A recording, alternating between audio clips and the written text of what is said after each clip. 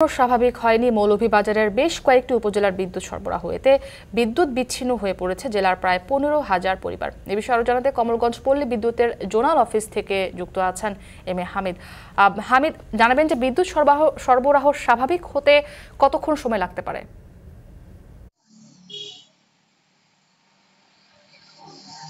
আমি দাঁড়িয়ে আছি মৌলভীবাজারের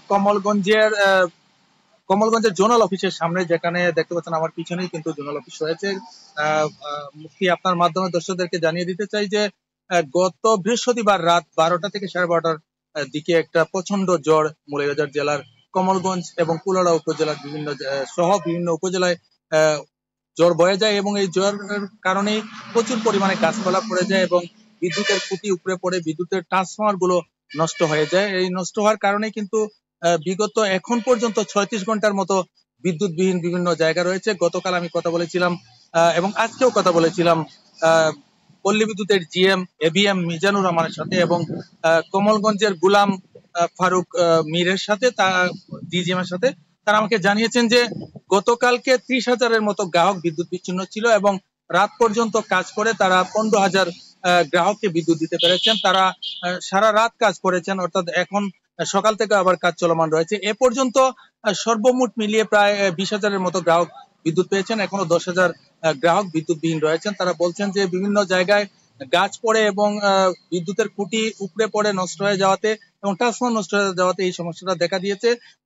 সেখানে তাদের লোকজন কাজ করছে এবং এই কাজ চলমান থাকবে সন্ধ্যা পর্যন্ত এবং তারা আশা করছেন যে সন্ধ্যা পর্যন্ত সবগুলো জায়গায় বিদ্যুৎ সরবরাহ স্বাভাবিক করতে পারবেন। এই বিদ্যুৎ না থাকার কারণে প্রচন্ড গরমের মধ্যে লোকজন সমস্যার মধ্যে পড়ছেন। অনেক ব্যবসায়ীরা যারা আছেন তারা ব্যবসা করতে পারছেন না, কলকারখানা চলছে না।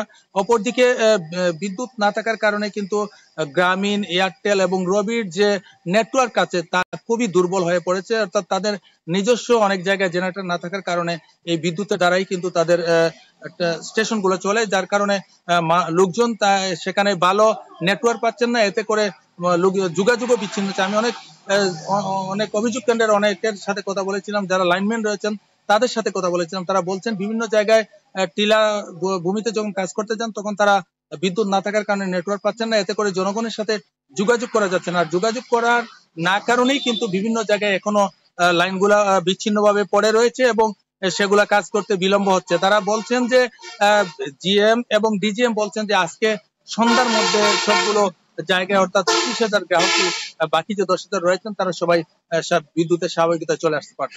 এই ছিল আমার কাছে বিদ্যুৎ নিয়ে কমলগঞ্জ থেকে সর্বশেষ। মুক্তি। মৌলভীবাজার থেকে যুক্ত ছিলেন এম এ হামিদ। সময় হলো আরো একটি ছোট্ট